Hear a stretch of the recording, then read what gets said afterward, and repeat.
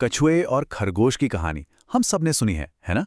लेकिन सोचिए, अगर यही कहानी आज के जमाने में हो रही हो और रेस का मैदान हो, इंडिया का फास्ट पेस्ड रिटेल मार्केट, तो सवाल यही उठता है, क्या एक कछुआ दर्जनों तेज तर्रार खरगोशों को हरा सकता है? क्योंकि देखिए, एक तरफ है डी मार्ट, जिसका फंडा है धीमे चलो लेकिन सॉलिड चलो, और दूसरी तरफ उसके कई नए कॉम्पिटिटर्स जो बिजली की रफ्तार से बढ़ रहे हैं।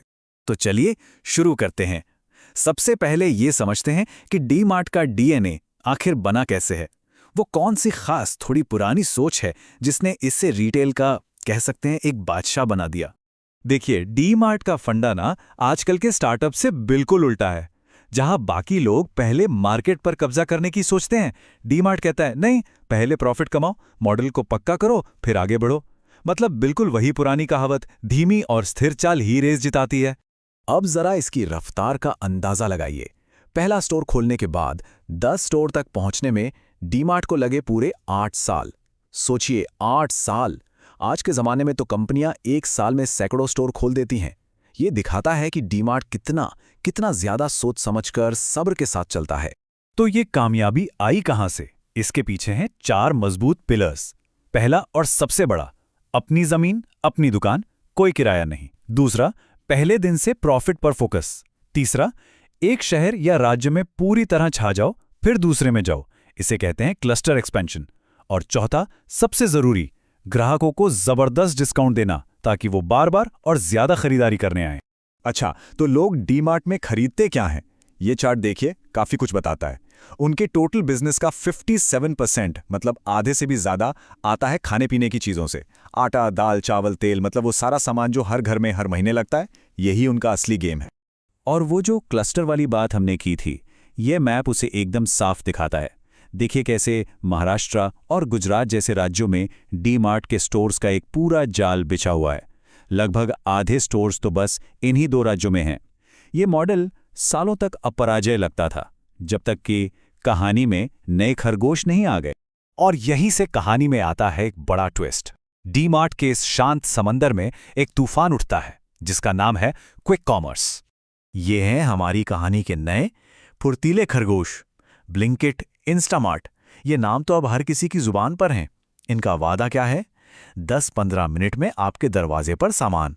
और इस एक वादे ने खासकर बड़े शहरों में ग्राहकों की आदतें ही बदल दी।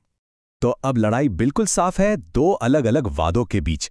डीमार्ट, यानी हमारा कछुआ, कहता है मेरे पास आओ और महीने के राशन पर ढेर सारे पैसे बचाओ।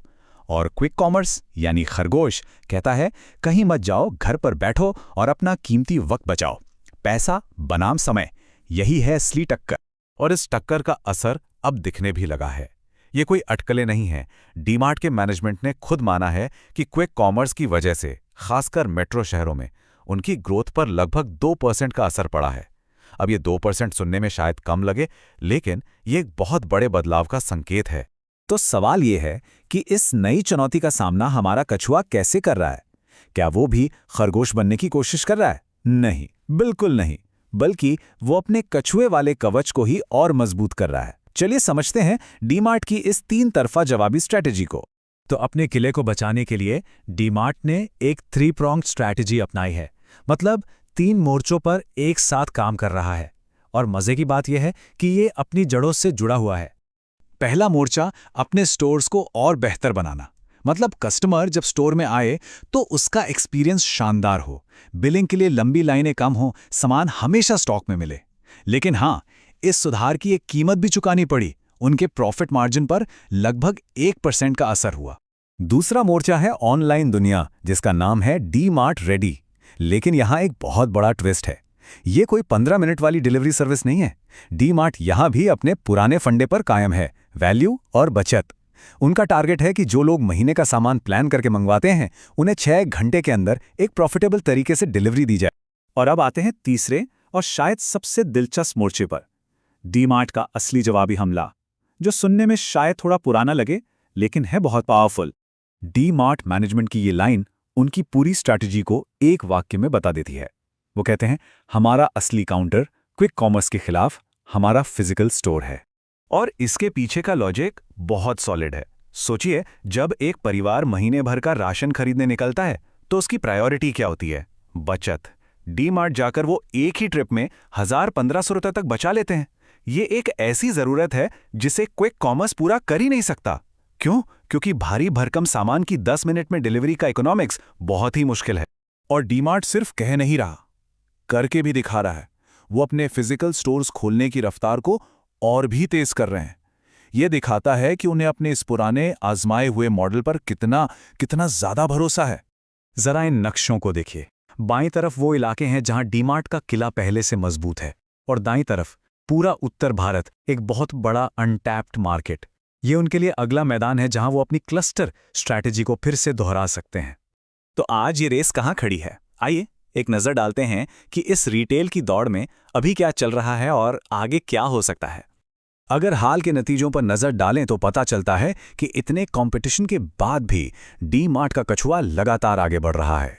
रेवेन्यू बढ़ रहा है, प्रॉफिट और भी तेजी से बढ़ रहा है, और मार्जिन भी सुधर रहे हैं। मतलब मॉडल अभी भी काम कर रहा है। तो आखिर में सवाल वही है, इंडिया की इस बड़ी रिटेल रेस में जीत किसकी होगी? रफ्तार की या समझदारी की?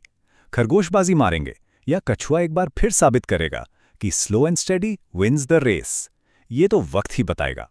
अगर इस चर्चा से आपको इस कॉम्प्लेक्स बिजनेस की लड़ाई को समझने में थोड़ी भी मदद मिली हो, तो इसे लाइक और शेयर जरूर करें, ताकि हम ऐसे और भी विश्लेषण आपके लिए लाते रहें।